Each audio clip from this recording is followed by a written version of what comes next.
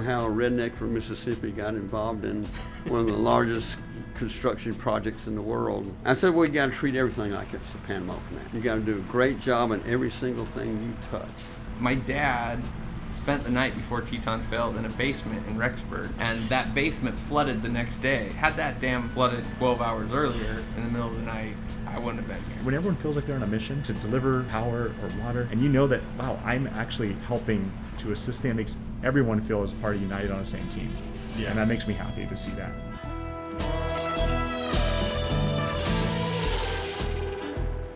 Welcome to DAM, live on site at the 2024 annual conference here in Seattle for the U.S. Society on Dams. This is a very special episode, a very special opportunity, and I owe tremendous gratitude to the USSD for hosting me and having me out here today. We're going to be doing something a little bit different. So normally you guys are used to hearing me just interviewing a guest or maybe a handful of guests, kind of one-on-one, having a nice long discussion. But given the circumstances here today, what we really wanted to do was try and grab as many people from the conference as possible. So we are going to give people their sort of 15 minutes of fame is what we're calling it. And we don't have any plan, we don't have any script. Most of these people I'll be meeting for the first time and talking to for the first time today on the podcast. So it's going to be a really interesting format. I think we're going to have a lot of fun, have a lot of great conversations. Like I said, there's no plan, no script, no nothing. And we have no idea what we're even going to get into. So you will be learning and enjoying the journey as we go along here. So I really appreciate everyone listening. Also, being on site, I just want to give everyone a heads up. We may have some interesting audio technical issues come up throughout. We're going to just try and do our best to run right through those. So please bear with me, and I promise you're in for a good one. So listen on, and we're going to talk to some great folks here. All right, so in front of me today, I have Robert Hall. Right. You're the first person to come in. Really appreciate you making the time to stop by and talk to me. Yeah. And I would love to know more about you. I'd love to know more about what you do. Okay. Well, my history with dams started with the Corps of Engineers and in a research facility. I had really worked for the district for a little while and got interested in locks and dams and that type of thing, and then eventually ended up at the Waterways Experiment Station. It's called now the Engineering Research and Development Center, where I was running a program on seismic responsive concrete dams, and that was really exciting. We ran that for about 12 years. I worked with some contractors. We developed criteria for seismic analysis of concrete dams, and I figured at the end of that 12 years I knew enough to start a research program. But since that has really established what I've done in my career since I've left. I retired about 15 years ago, and I immediately went to work for MWH on the new locks in Panama. And I chaired a structural advisory board before that for the Panamanians, where we developed the criteria for the new locks, the expansion of the locks, and we created that committee mainly to look at to review the analyses that was going to be done on those locks. They let some wild seismologists get loose in Panama, and they determined that all the faults were active, and all the structural sites they had magnitude 6.7 to 7.2 magnitude earthquakes with ground accelerations greater than 1 G on a 40-year retain period. I guess it was a little less than 1 G for over 1,000 years. It was always over 1 G, but anyway, so it had a high seismicity area. And so, but the lawyers decided that if the Panamanians did that, then they couldn't hold the contractor accountable. But we did develop some performance criteria for them. We established a 475 operational base earthquake and a maximum design earthquake of 1,000 years. And then from that they developed an RFP for proposals, and then I reviewed the structural part of the RFP, and then somehow ended up getting picked up by MWH to develop the design criteria for the Panamanians, and so that was good. And so I've worked on several boards. I worked on one for Ruskin that was a dam that was built in 1930. We spent $850 million retrofitting that structure, and I worked on Wanapum after that incident. Then we call it an instance of a failure because the failure plane was asymmetric, so the monolith, instead of going downstream, jammed and broke each monolith on each side of it. So we had to get the water down and get that dam repaired. And so I review a lot of seismic analyses of concrete structures, and my pet peeve is that we have little validation data. In my history in a research facility at Waterways, we did a lot of blast responsive structures, and there we always had 5 calculators, and we did a bunch of pre-test experiments, and we'd always have a pre-test meeting, and we'd all present our results pre-test, and no one had the right answer, and then we'd run the test, and we'd look at the input data and a bunch of other parameters, and then we got the answer right. Mm-hmm. And so it was really a real serious validation based upon test results before you ever did a meaningful prediction. And so I get into the dam area, and we have one calculator making one calculation with very little, if no dynamic validation data. We got uplift and piezometers and displacements and those types of things. But even at Wanapum, we should have seen that incident 5 years before, because we saw some displacements that were unexplained, and everyone said, well, that's not much displacement, so it doesn't matter. But I think we learn now that small displacements that you can't explain do matter. And so I worked for BC Hydro, and I kept telling those folks that I can't make a reasonable millions of dollars decision. That project again was $850 million, so they were trying to make decisions based upon analyses, and I didn't believe the analyses, and so finally I told them that they needed someone to look incrementally with analysis to really understand what was going on, and they ended up and so I told them they needed to build an in-house capability, and they did, and they built some calculational capability that's just incredible. So now I'm comfortable with them, because I know that group's going to work with the contractors, and the time I get some analyses, I feel comfortable that there's been some step-by-step working with the contractor, understand what assumptions he made and how he came up with his final answer. But my question then came for what's going on with the regular dam owner that can't afford to spend $5 million to develop an in-house calculational capability and to hire 5 or 6 PhDs. And so I have a friend of mine, Zeta Ron, that's a tremendous capability of testing structures, and so worked with him, and we started looking at ways that we can do some testing on structures, develop some performance indicators to give to the calculators to make sure that those analyses are correct, and in all that process, then we also looked at and both Ruskin, we put in some post-tension anchors that were that we could never get at before and test them. And we ended up doing the same thing at Wanapum and the retrofit of that structure.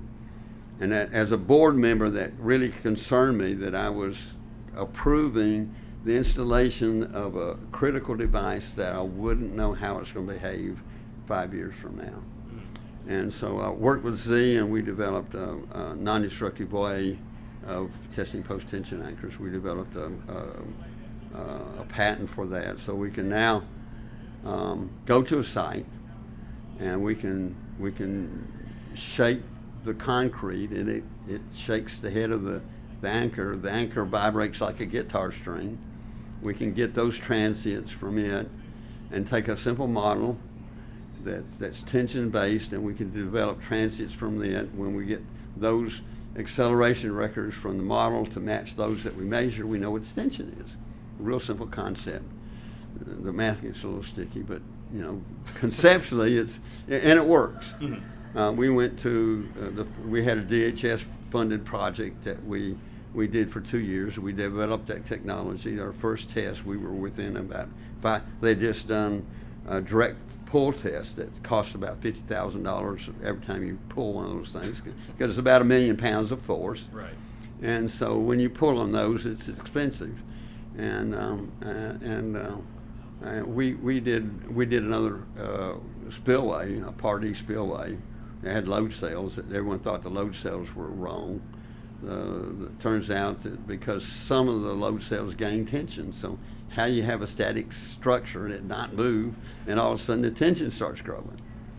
Well, we did tests, and it turns out load cells were right, and what was happening is a real soft foundation. You got a redistribution of base pressures that cause those forces to go up. Mm-hmm. And so we were able to explain that, and we did that testing in about 4 days and gave them the results in 4 days. And we did it. Well, I was wanting to move it from research phase to a production phase, because that results went to FERC, and FERC accepted those results. So that was really exciting to do that. So we there's so many uncertainties in these structures, and they're getting older. Mm-hmm. If we look at Orville. Here we've seen a structure that had previously passed that same flood, and then today it didn't. So, Orville taught us two real important things. One is meeting FERC's guidelines is insufficient. Mm-hmm. And the second thing is, just because it withheld those loads last year don't mean they're going to hold those loads this year. And so as this critical infrastructure, we got to be more proactive about non-destructive testing and understanding the performance of structures and what's happening in those. And in fact, there was, after Orville, Senator Feinstein wrote a letter to FERC, and she must have had a staff that was pretty astute. Actually, Larry Nuss and Zee Duran and I wrote a paper before Orville stating about R&D needs. And they talk about, how do we know our computations are correct, and how we validate those, and how do we develop new non-destructive testing to understand the health of structures.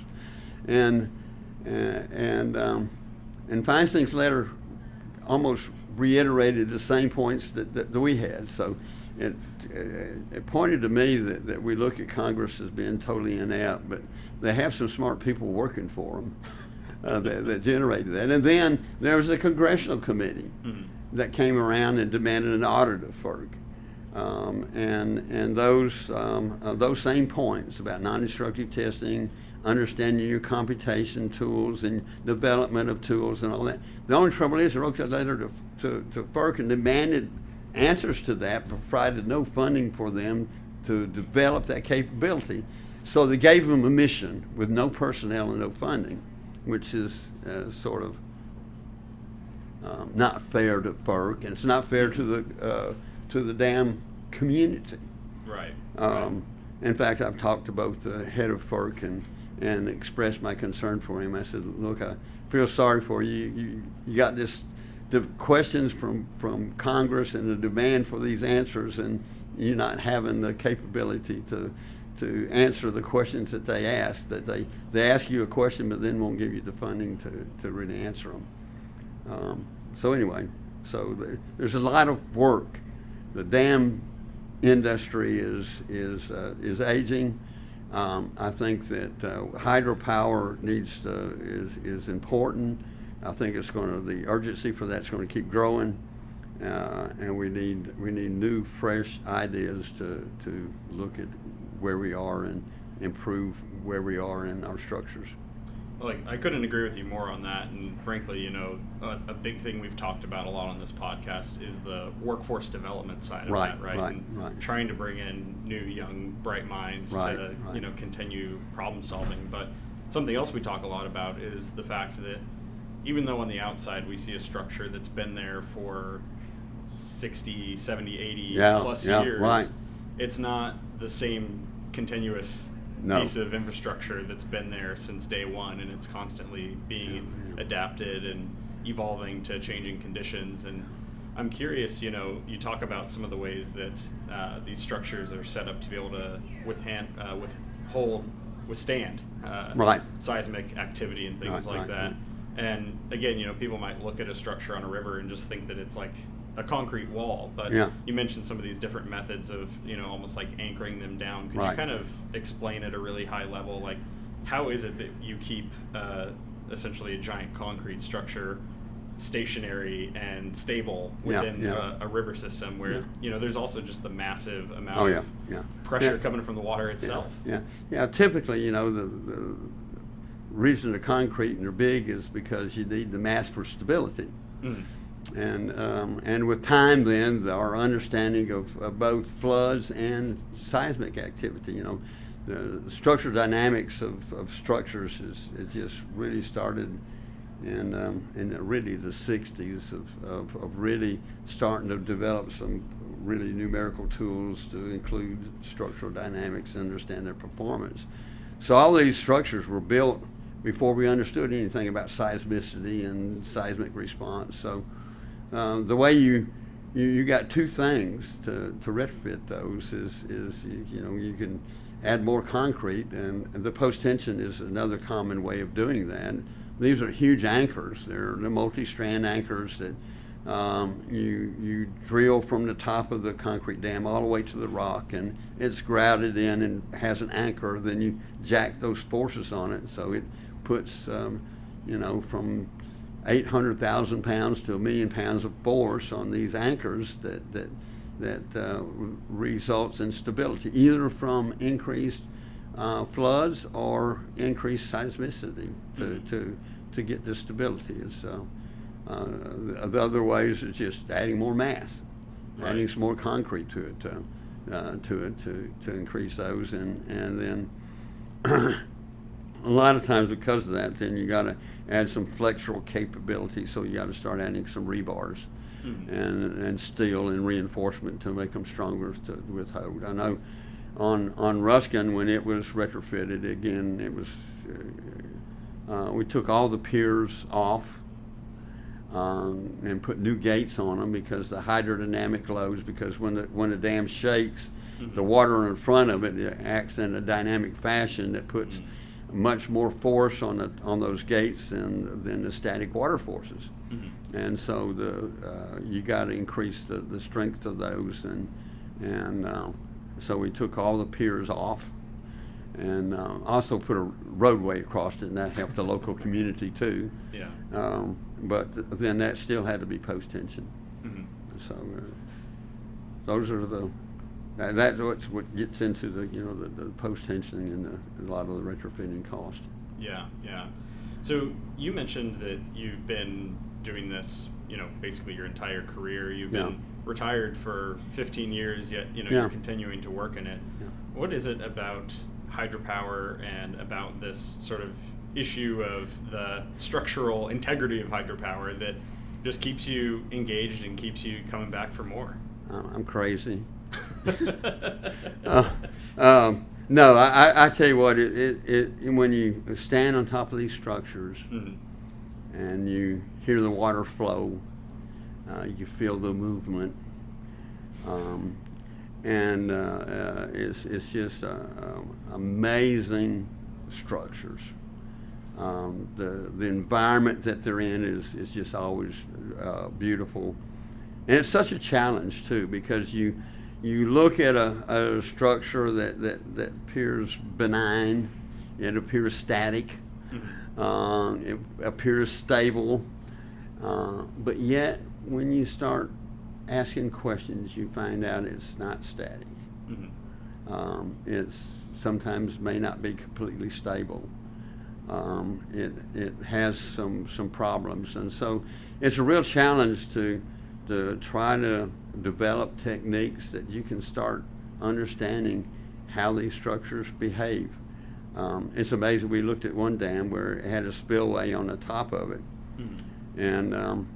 and so they were worried about the piers up there falling off during a seismic event, and it turns out those same piers don't aggravate the seismic event. It dampens it.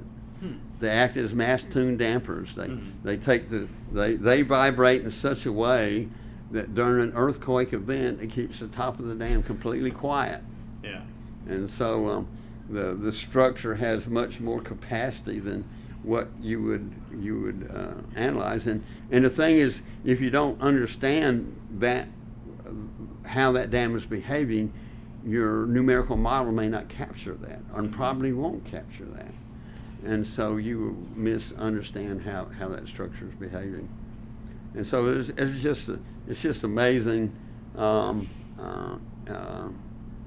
see these huge structures, and of course the Panama Canal of seeing it, and the new locks were 180 feet wide and 1,400 feet long. That's wide enough to lay the Statue of Liberty and long enough to lay Sears Tower in, and to get it to behave at almost 0.7, almost 1 G, and still be able to be functional. It was just an incredible feat to see something like that built, and be part of that, and the new structures, the dams too. It's just amazing to be part of that. Yeah, absolutely. And the Panama Canal, obviously, an incredibly important shipping canal for the world. Right. Even just energy aside. Yeah. But you've been there. You've obviously been up to our neck of the woods with the Wanapum example in BC and all that. And so, with getting to go all over the world, with getting to work on this all over the world, what are some of the important things that you've learned, whether it's in your career or just in life in general? I mean, the experiences of traveling to these places and working with all these different people. I imagine you've gained some pretty valuable insights. Yeah, I think the thing to understand is you can learn something from anybody. I think in every case that I've been a part of, I've learned something. Some of the people around have taught me a tremendous amount. I was giving a lecture at a university one time on Panama Canal, and some student asked me, "Well, how'd you get to do that?" I said, you want to know how a redneck from Mississippi got involved in one of the largest construction projects in the world and its design? I said, well, you got to treat everything like it's the Panama Canal. You got to do a great job in every single thing you touch. And as you do a great job in small things, you get larger things. And those larger things, if Lord blesses you, you might get something like the Panama Canal. But I think it's important for young people to realize that the small jobs that they get at the beginning are just as critical as the Panama Canal. And you got to treat them that way and realize that if you don't treat them special, you won't get anything that is special. Right. And I think that's one thing I've learned, that I think so, always treat things that they're important, regardless of if they are or not, but treat them that way. Always seek to learn, always collaborate with people, always listen, and I think you have an enjoyable career and always find a way to enjoy what you're doing. I tell people I like to hunt, fish, and play golf, but that doesn't give me the same satisfaction as getting something that's making a contribution to society. My golf game sure is not a contribution to society, but anyway, so I think that's the point. You see some worth in looking at these structures that realize that hydropower is important to the nation, that these structures are important to society, and to be a part of doing something that's helping mankind, I think is just real critical for us. Yeah, absolutely. Yeah. I couldn't agree with you more, and I hope some young people hear that, right? Yeah, I hope so, because we need them. We sure we need do. them. You know, and in fact, the R&D paper that Dr. Duran and Larry Nelson and I wrote is the end of that, the important part of how do you grow the young engineers. Yeah. And I worked with Duran at Harvey Mudd, and he has a bunch of students that are here today making a presentation on flow-induced vibrations and monitoring, and we've managed to get a couple of those students to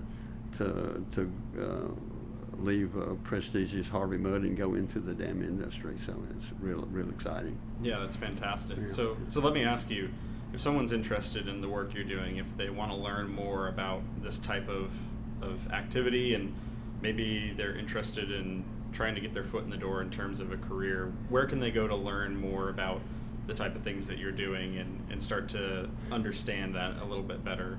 Well, I think, there's this USSD has a scholarship for young engineers. I think to read some of the literature that USSD has, and there's a real shortage of people interested in dams, and the salaries are getting to be real competitive with aerospace and other people now.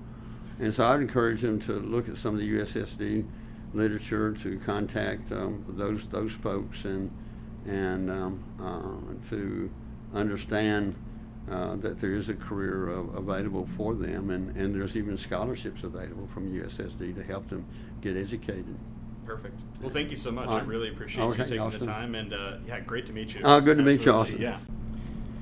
All right, so next up here on the Dam Podcast, I have Mr. Nathaniel Gee. Gee is Gee. Gee. Perfect. And tell me a little bit about what you do, what your background is in the industry, and why you're here at USSD.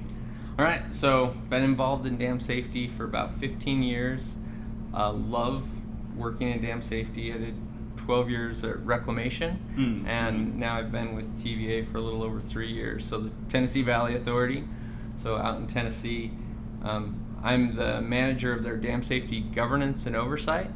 So a lot of the federal agencies are self-regulated when it comes to dam, and so particularly in dam safety.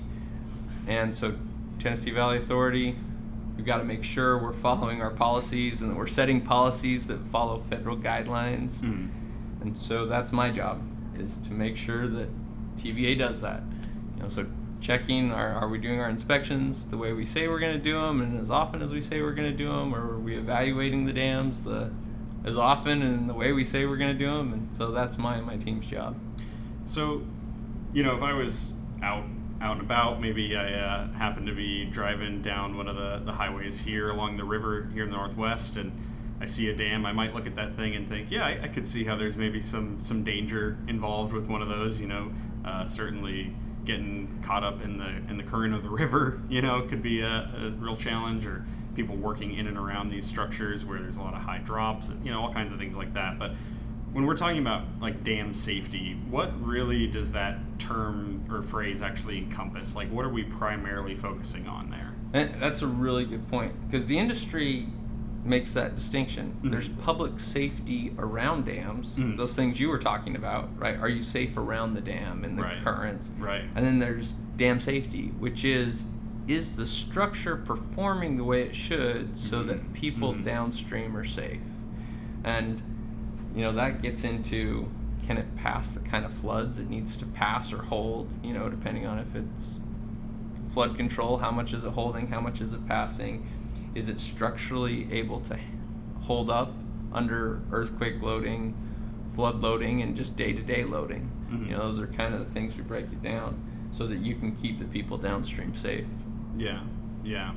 So, given the background, Tennessee, things like that, I mean, what are the type of ages of some of these structures you're looking at?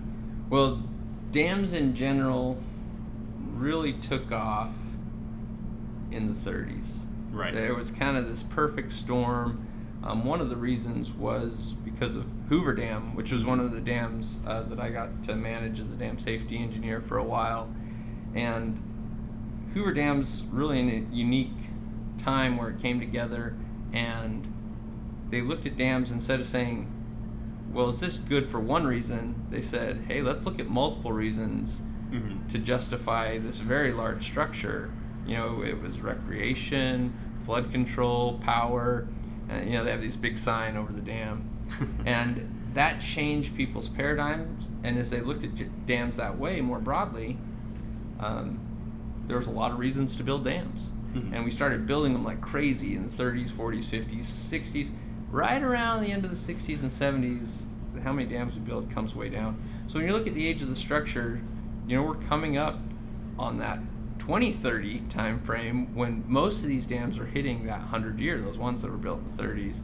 So we do have dams that are TVA, even though it hasn't existed as an organization. It got dams from other people, so some are over 100 years.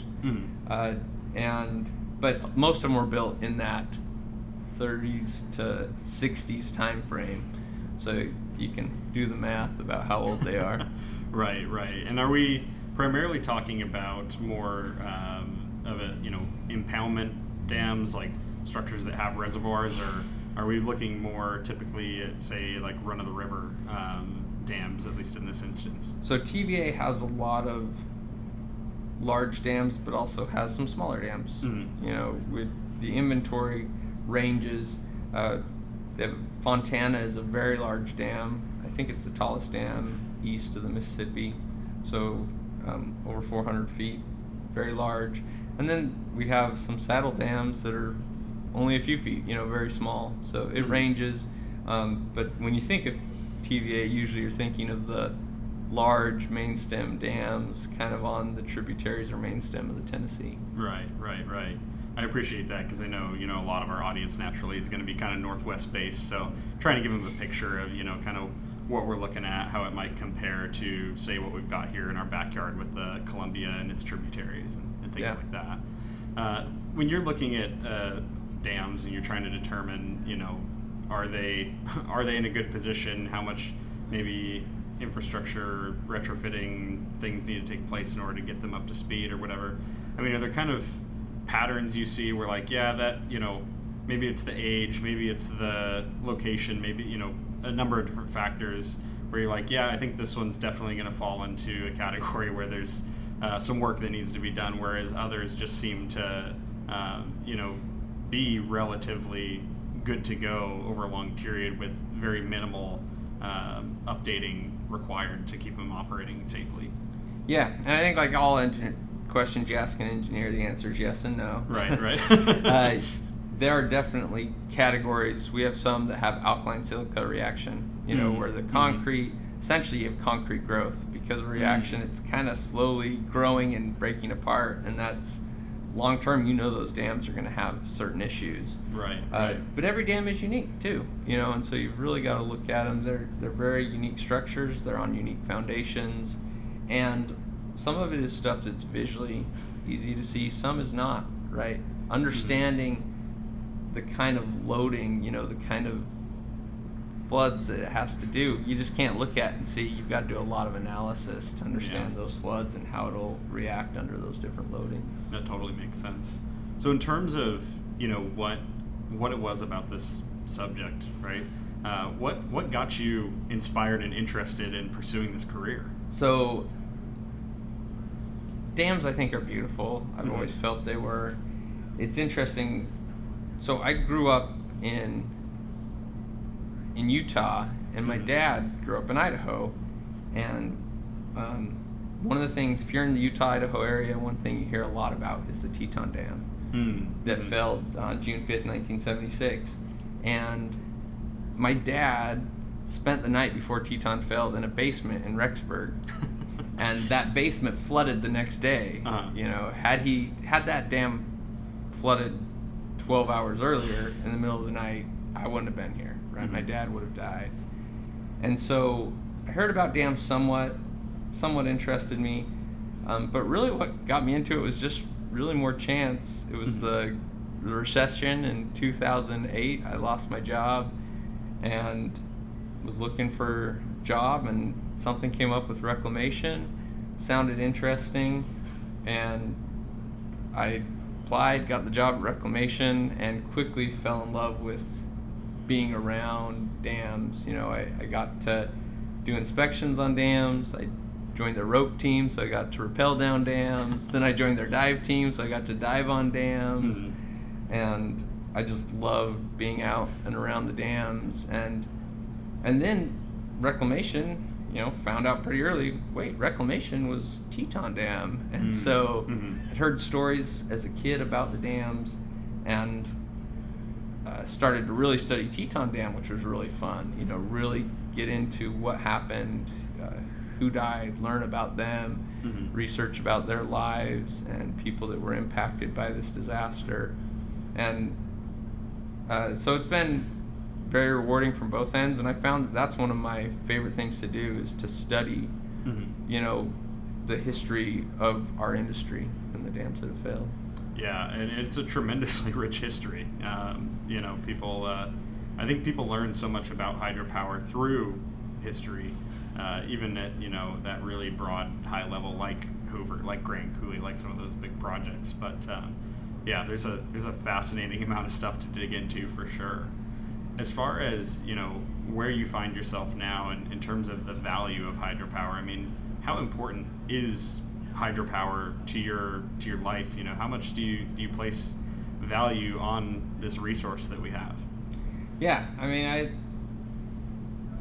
it's easy to say it's super important, but the more you study power, the more you realize just how versatile and wonderful hydropower is. There's been a shift, and I'm sure you've talked about it, as we've gotten more solar and wind and things that are better for the environment, but they generate when they want to generate. The higher demand we have for things that generate when they'll generate when we want them to generate. And that's one of the beauties of hydropower, is you have a lot more control about when that generation occurs. And without that, you can't bring on board more and more of these environmentally friendly types of energy. Yeah. It's just not possible unless you have something to fill the void when they're not generating. And so hydropower has become increasingly important in our inventory of power. Yeah.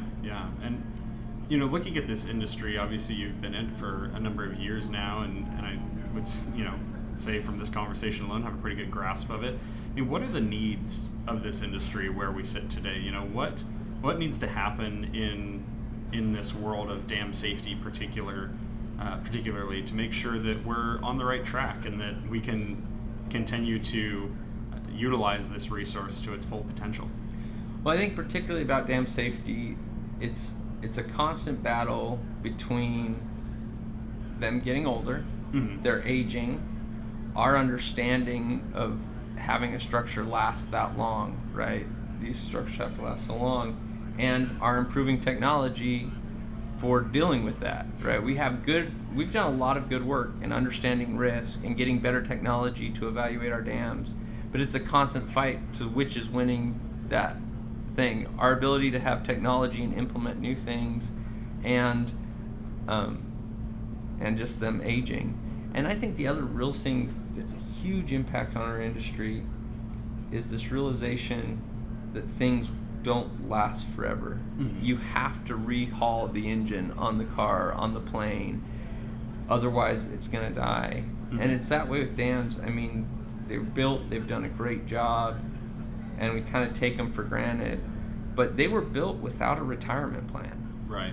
It's not like there's certain infrastructure that we've gotten better about as a society and as industries of having retirement plans. Landfills. You're going to build a landfill, you're going to have a requirement how it's going to end, how you're going to do when it's all done. Even a lot of buildings they've designed about how will this be torn down. The plan for the demolition is part of the plan of building the large building.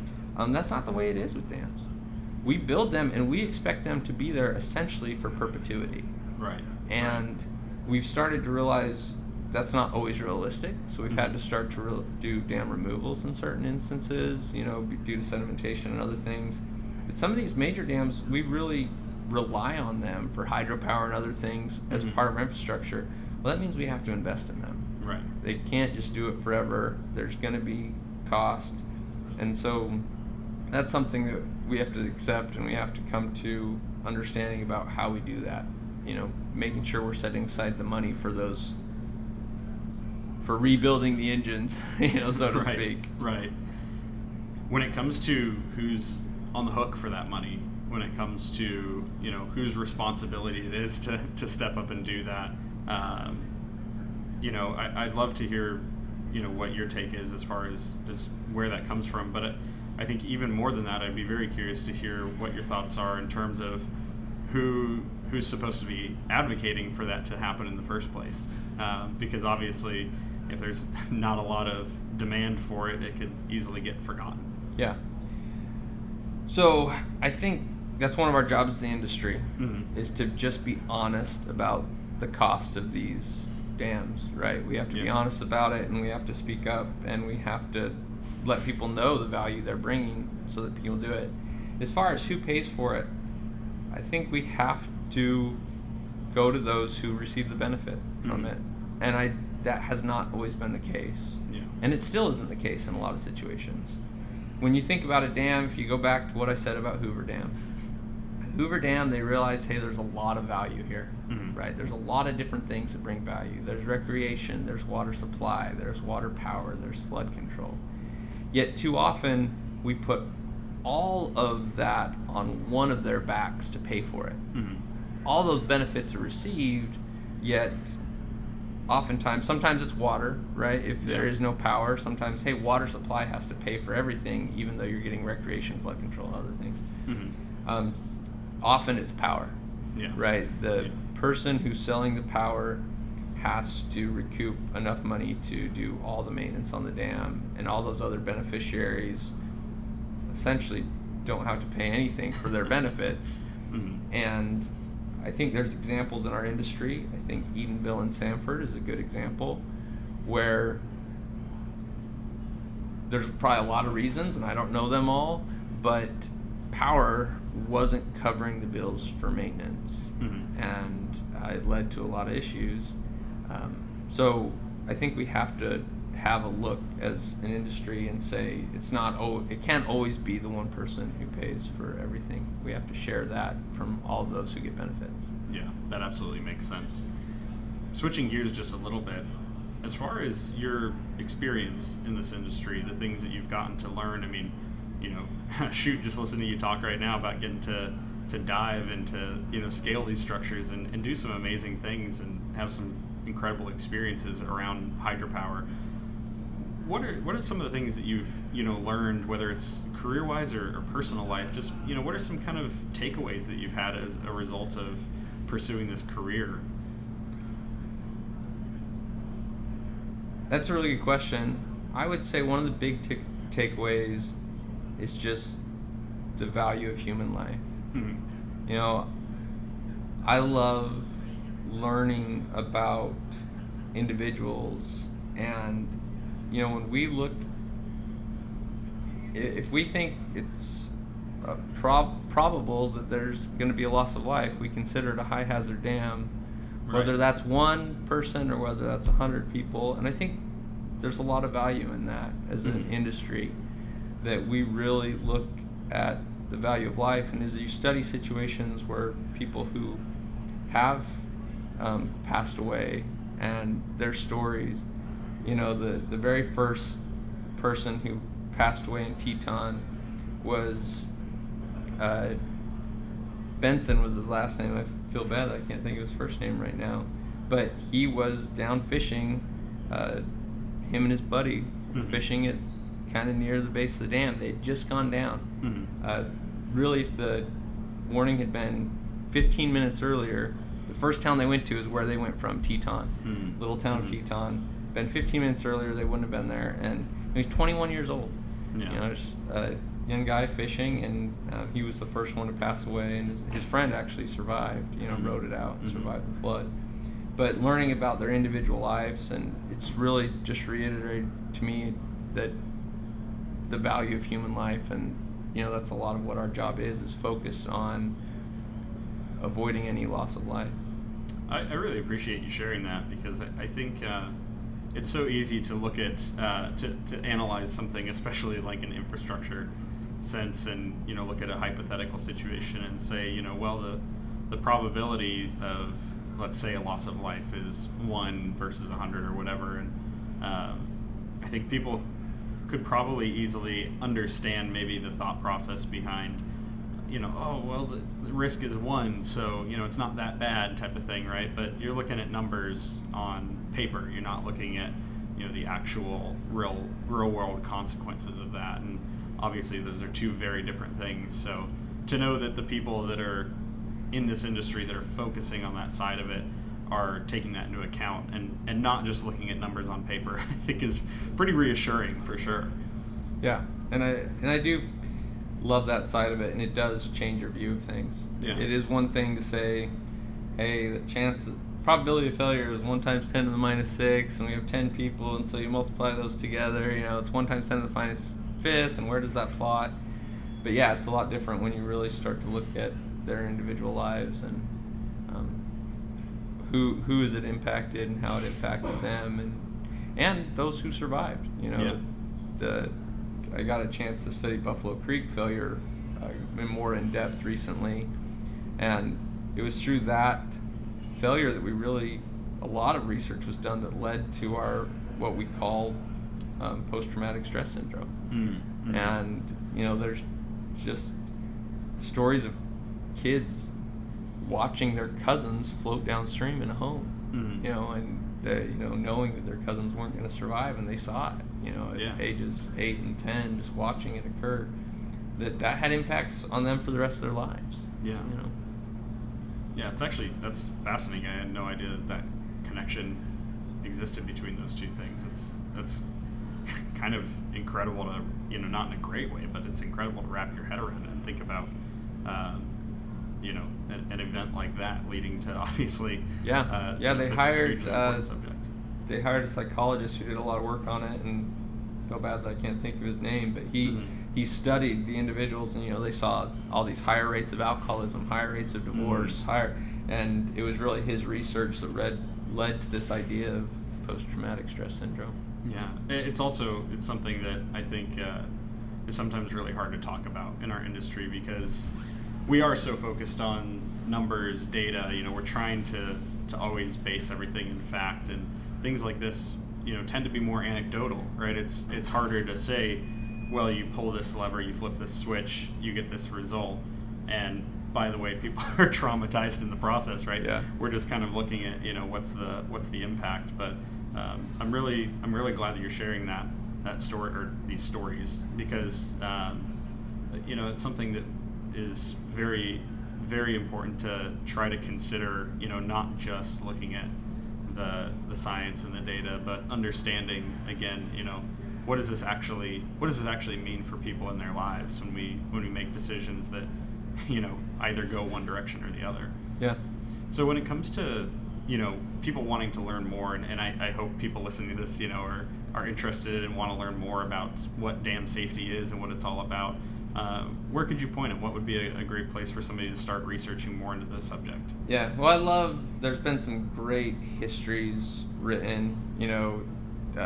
The biggest dam failure in the U.S. history as far as life loss is Johnstown, and David McCullough wrote a wonderful book on it. It's both entertaining from how the people resolve and what happened, but just eye-opening about, and that's a real interesting case study from people not understanding dams. Obviously it was a different time, Sure. Late 1800s, but a really good case study, really good book. So that's one I would recommend. There's other ones more recently written. St. Francis Dam that failed in 1928 had a big impact, but less than you'd think, because yes, 400 people died. Southern California, well-known area, but it's right as they're trying to pass the Boulder Canyon Act They really want Hoover Dam. They need Hoover Dam. Southern California needs Hoover Dam. So they don't want the fact that a major dam built by William Mulholland failed and killed a lot of people to slow that down. So there's a lot of concerted effort to try to not talk about it as much, not make it big news. Right. Wonderful book written on that called Flood Path came out in 2018. Highly recommend it. There was another one called Heavy Ground on the same thing by D.C. Jackson. So there's a lot of great books out there that are written not for engineers, but for the common audience, and those are great resources that gives you an insight into our industry, insight into not the best moments of our industry, but hopefully ones that we've learned from and are doing better. Yeah, and certainly speaks to the value of it. Well, thank you so much for making the time to stop by in here. It's great to have you on. I hope that we get to continue to have more conversations in the future and everything like that. And I really hope people, if nothing else, go read some of these books that you suggested today. Maybe we're gonna have to start like a book club for the podcast or something. So, all right, thank you so much. Absolutely, thank you. Yep. All right, so joining me now today on DAM, we have none other than Mr. Jeremy Begley, and I'd love to know more about what you do and what your background is in hydropower. Well, thank you. Well, my background in hydropower, I was mostly doing traditional structural engineering work prior to my first 3 years out of school, and I got into dams, and I specifically work on concrete gravity and arch dams and the evaluation of those, as well as the reinforced concrete, like appurtenant structures. Yeah. And a lot of seismic evaluation, flood, probable maximum flood evaluations on those structures. And I'm so grateful that I stumbled in this industry, because it's just it's an amazing industry to be a part of. Absolutely. I just think there's so much passion. There are just so many passionate individuals, regardless of whatever degree that you're in, whether it be structural, H&H, geotechnical, geological. There's a place for you in dams, and I think that's the beauty of it. Even electrical, mechanical, all the gates, all the operations, all that is really a big part of that. I think a lot of people don't realize there's a lot of work in existing infrastructure. That people always think of the new capital projects. You're not thinking of there's no ribbon cuttings really for operation and maintenance. So I think that is a major component to why I love this industry, because I'm helping society. Yeah, and it's to your point, it's fascinating. I feel like every time that I get out, I start talking to new folks, particularly, and getting introduced to different sides of this industry. It's almost mind-boggling how many different sorts of industries and sort of subsets of this big umbrella that we call hydropower there really are. It's amazing. Yeah. And I don't think there's a lot of emphasis put on to our undergraduate degrees, and even K through 12. We need to advertise ourselves more. Only time people hear about us when something goes wrong, when there's a failure. Right. Well, that was something we chatted about just before we hit record here on the podcast. Is kind of the thing that at least one of the things that's brought you here to Seattle, to USSD, and that's kind of trying to emphasize a little bit more of that side of things. So maybe you could touch on kind of some of the stuff you've been doing just here at the conference to try and work on that workforce development side of things.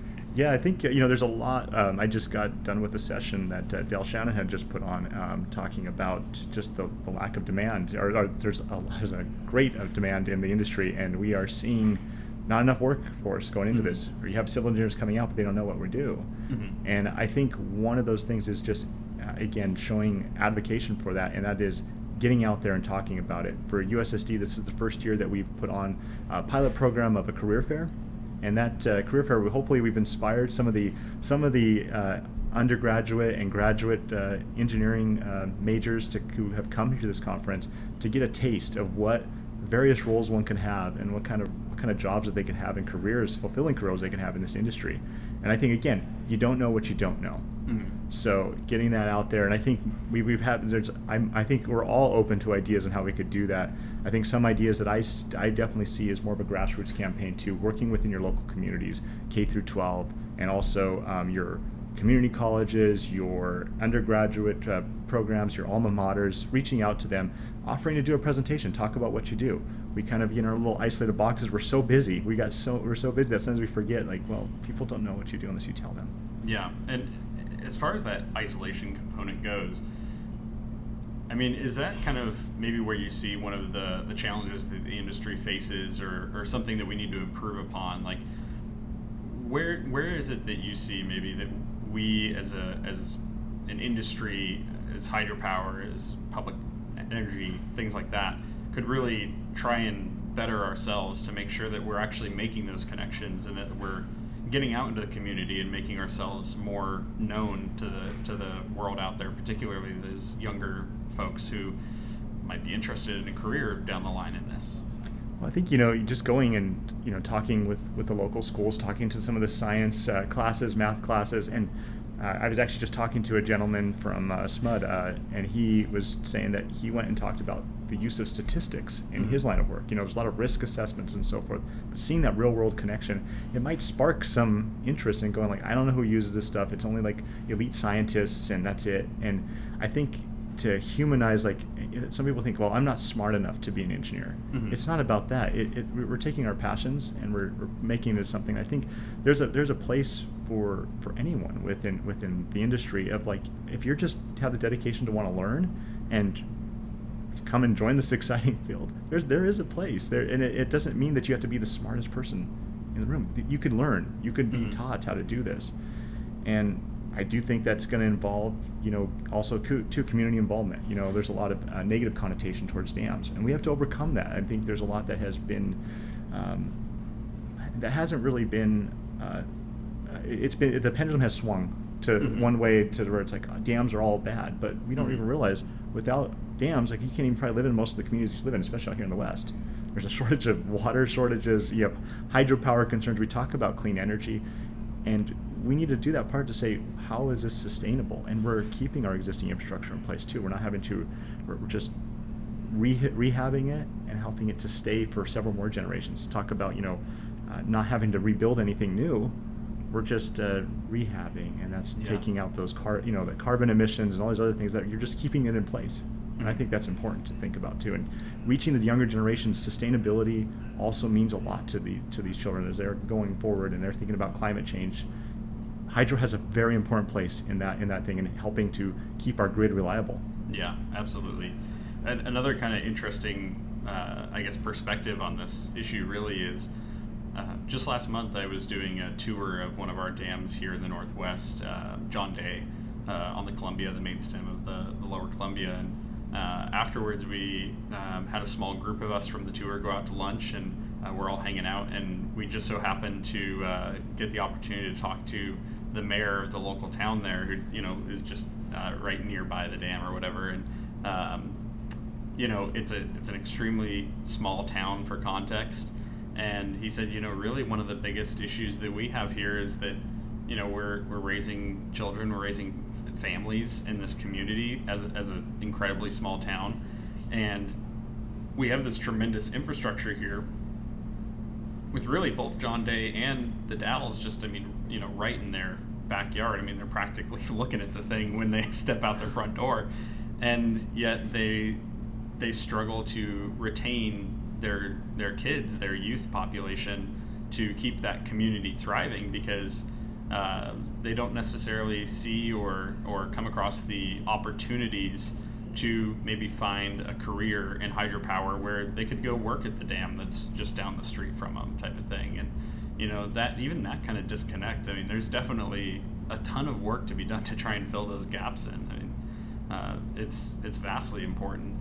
I'm curious from your perspective in terms of, kind of the flip side of that conversation, which I know I haven't really even dove too much into on this podcast myself, is like, what's the risk look like if we don't make these connections? Like, what's the outlook? What's the scenario if we can't capture the youth and bring them into our industry and find people to tackle some of these challenges and find solutions?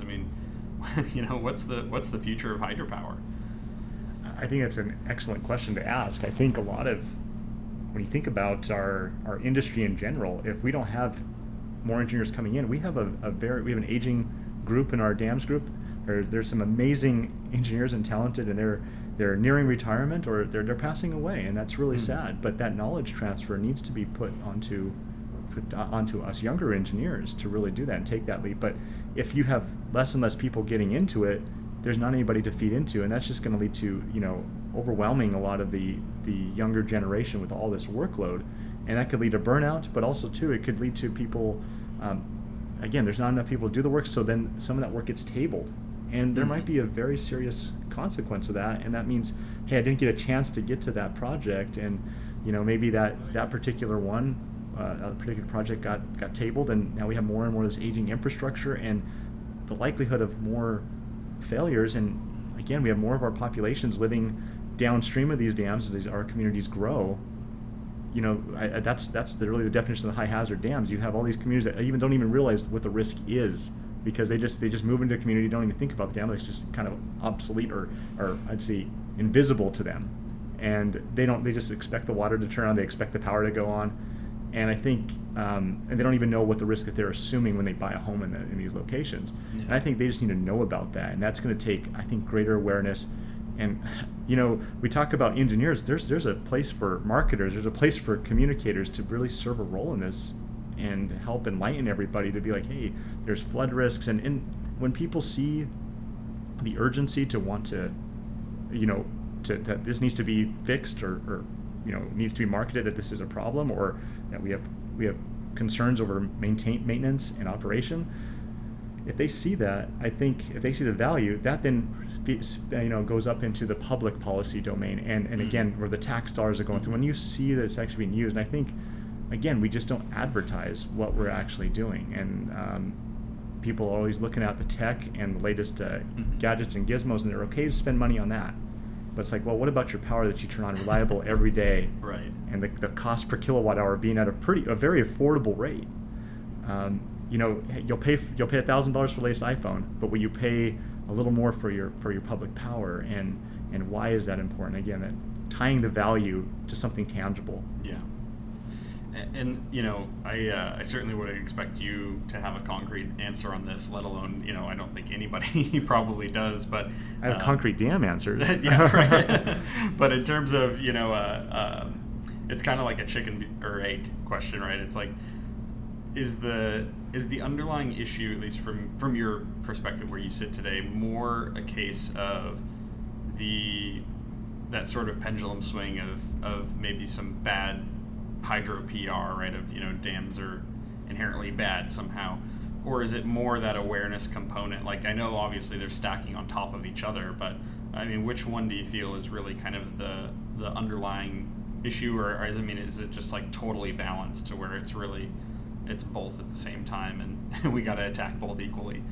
I think it's a bit of both, but I will say that the negative press has for the younger generation has made a huge impact on why this viewpoint of dams, like I don't want to work on dams, are really, really bad. I think that has, and without looking at all the pros that they've done, again, that there is a balance to this, from an environmental perspective, and also the what value do they add to our communities and our way of life. Yeah.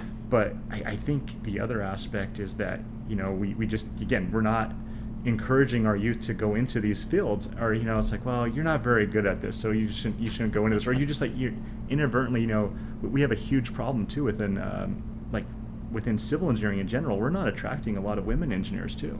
That's a half the population right there that we're not really attracting well into this field. I think we've had some progress, but we could do better on that. Mm-hmm. And the biomedical engineering field has done really well on that front, and we're not seeing that in civil. And I think it's that sort of, well, this is not for you. Mm-hmm. And I think that also needs to change, and that would also help the demand and increase that awareness. And again, making, it's hard to make, I feel like we need to do a better job of selling this industry as really kind of fantastic. And it used to be, this was back in the 30s, 40s, and 50s, this was the place to be. This was the NASA of its time. Now, these other industries and space and defense and everything, those are capturing a lot of people because it's flashy. Yeah. And I think we're bearing down, looking to our work, and we're having fun, and we're doing great. This is why we have these conferences every year. This is a fun time. It's almost like a family reunion with all your friends and colleagues all over the country here in the various aspects. But we're not doing a good job of advertising that. Everyone else who gets into this says, I'm so glad I got into it. Well, let's share that with the world and make it more flashy.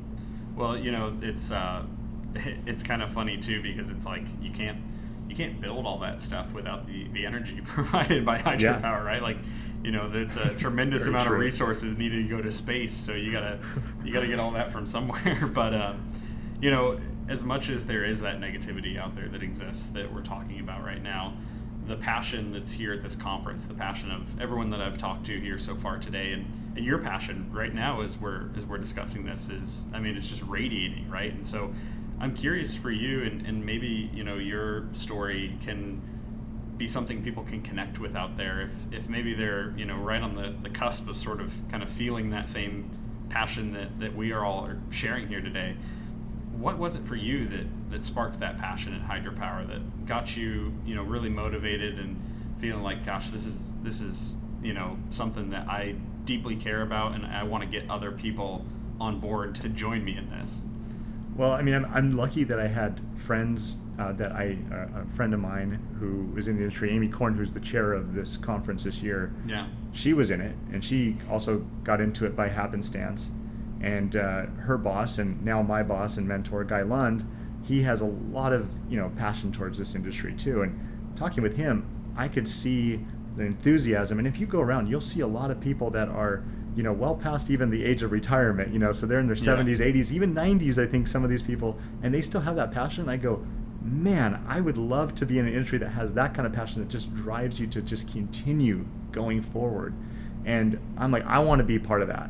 And I saw other industries just didn't seem to have that passion. I think the other thing too, there's always these fresh challenges where every single dam is unique, every single project is just unique, whether it's the site conditions, the dam itself, there's all of these facets to a project. And I think you're never gonna have, you always have fresh challenges, where I feel like in other industries, you kind of become really good at certain things, whether that be, vertical structures or bridges or whatever it might be. And you start to become, very, I'm not saying that all of them are this way, but just it feels like it's like a little bit of a recipe kind of thing, and you start becoming very good at it. And by the time you reach your 10, 15-year mark, you've done it all. Really doing a lot.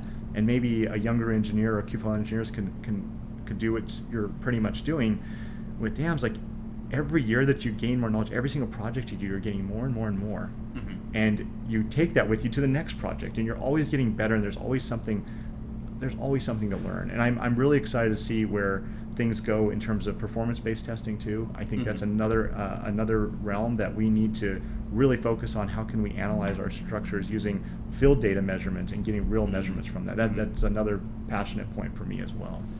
Yeah, absolutely. And I think people when they get out into the field, they're always more motivated anyways, right? It's so cool to be able to get out there and be hands-on with that kind of stuff. So I totally get that. In terms of your own highlights, right? Some of those projects that have really meant a lot to you. Is there anything that kind of stands out in your career thus far where you had kind of a moment where it was like, man, this is maybe the coolest thing I've ever gotten to do, at least up to this point? Yeah, there's a lot of projects that we get to work on. We work with some amazing owners that really care about their assets and that desire. I think to really do good work and continue staying in operation and providing reliable power, water, flood control for their clients, or for all the residents and communities downstream of them. But one in particular, I worked on a project in the Pacific Northwest where we did, again, talk about the performance-based testing, where we had set up accelerometers on the dam. And this was with Dr. Jerome and his students out of Harvey Mudd, and they actually did a presentation today. So I really recommend people to listen in on what they've done. But we set up accelerometers on the dam and took some fluid-induced monitoring, like as the dam was spilling, and captured that data. And I think we were able to get the frequency or the characteristics of that structure and try to validate our model so we can get a more actual representation of how the dam is truly behaving. And that's going to help us, to really, we're making a lot of engineering judgments here. What's the strength of the concrete? What's the load path going to be? You're making all these different tweaks and everything to your model, but it does ultimately come down to engineering judgment on that front, and that's part of the fun of it. That's part of the challenge. But actually getting, I think, field validated measurements helps us to get that model to be a little more focused and actually try to design this to be as it truly is, like a more accurate simulation of what the dam truly exhibits. And they were talking today about for tying this to operation and maintenance. Are there ways in which we're operating the dam that might be actually harming the dam? Are these excessive vibrations due to something? Yeah. And again, that's important for operators day in and day out. Like the importance of your job when everyone feels like they're on a mission, to deliver power or water, and you're all aligned, and you know that, wow, I'm actually helping to assist in this. That makes you feel. I think it makes everyone feel as a party united on the same team. Yeah. And that makes me happy to see that. And I Yeah. hope to see more of that continue with performance-based testing. Absolutely, and that just totally sparked for me something that like I'm not going to get into the politics of it here in this conversation. I'm just going to state what I heard and what I've learned recently. But in doing this dam tour that I brought up, one of the questions that came up in at least our group to the person who was leading us through the dam was okay, so we have John Day, then you look up to the hillsides, we have wind turbines all around. And at least, for those of us in this industry, we have this, understanding of the fact that now hydropower is being used to balance the wind generation. So as wind drops off, hydropower picks up, and as wind picks up, hydropower drops off, and we kind of do this vice versa. And I believe, as far as I'm aware, that's on like a 3-second interval, essentially. So like every 3 seconds that's updating, and then they're modifying operations based off of that. And what you're speaking to is really, kind of sparking something for me, because somebody asked, hey, how does that impact the wear and tear on the turbine or the turbine? I just heard, by the way, there was a whole social media post this week from the Army Corps out of Portland about turbine versus turbine. So I'll use turbine because apparently it's correct. But anyways, but it was really interesting because he was saying, and particularly with John Day, they had, I guess, originally intended for that to run 24/7 at like a very constant rate. And so now operating in this scenario where you're constantly fluctuating is putting more wear and tear to kind of, ramp up, ramp down, start, stop on turbines. So it's interesting to think about that, or something like we have here with this spill agreement for fish passage, where they're at max spill during the spring to help make the juvenile migration easier for those fish. It's interesting to think about how these different ways of operating the dams, which weren't really how they were originally intended to be operated, may impact something like dam safety, and may play into what you're saying, which is, how that could, potentially be harming or, increasing the wear and tear on a structure. I mean, it's fascinating to wrap your head around it. Yeah, I think there's a lot of those unknown unknowns. You don't even realize you inadvertently could be doing something. And I think that's important to be able to find some way to recognizing that, like you're talking about with these turbines. Operation stop go. That's not how it wasn't designed. Mm-hmm. But if now we're like, okay, well, what can we do to mitigate that issue and not cause unnecessary wear and tear to our assets, so they can last longer. Yeah. And something else too is, as you mentioned, it's like it's an ever changing, like the challenge is never a constant. It's kind of funny because so much of what we've tried to talk about at our end is just communicating the fact that when a lot of these dams were built, when they were designed, they were trying to solve completely different problems than what we have now. And it just so happens that they're uniquely beneficial to things like climate change, like having renewable energy, right? So, they weren't thinking about that in 1930 when they were constructing some of these projects, but now, oh my gosh, they're tremendously beneficial.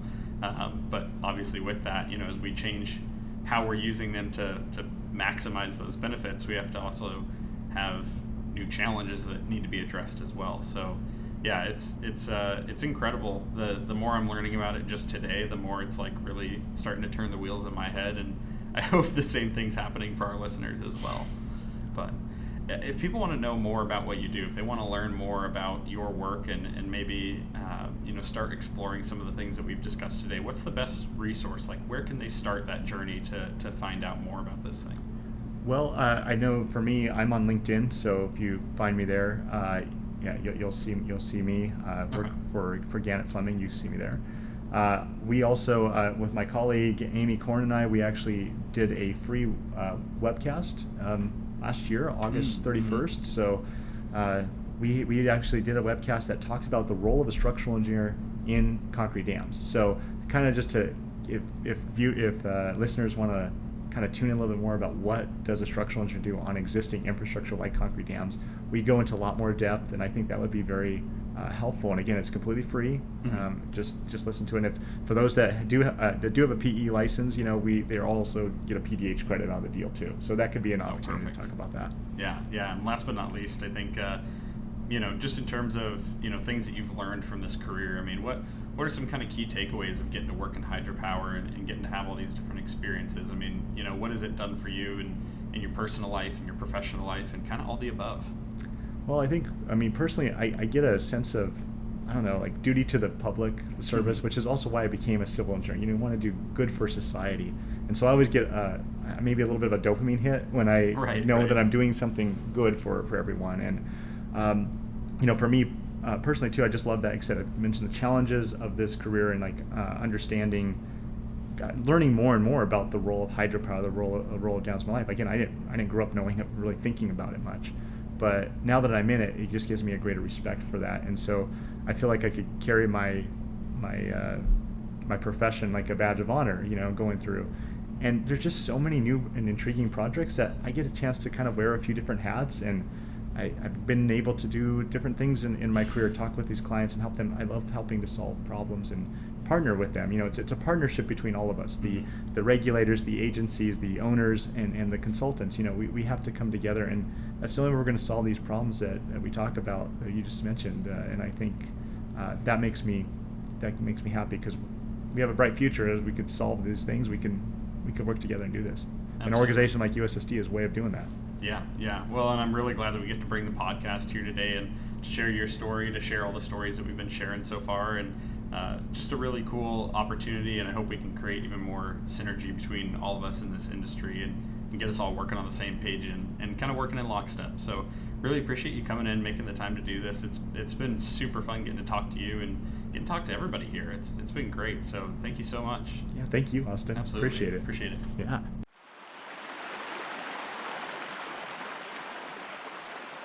Well, that looks like it's going to be a wrap here for us at USSD. Thank you so much to everyone who invited us out and made this opportunity possible. A huge thank you to all of the guests who came in and talked to me today and kind of walked into the lion's den not really knowing what they were even getting themselves into. And most importantly, a huge thanks to all of you who have listened into this episode, who hopefully listened to all of our episodes. And we've got more of the regularly scheduled podcasts coming to you soon. But this was a very special one, incredibly amazing opportunity, and we were able to capture some really great stories. And also, I think we've got some really good stuff that's going to come from doing this as well. We've got some amazing contacts and people we're going to be reaching out to as a result of this. So continuing to bring great things to you here on DAM. And until next time, see ya.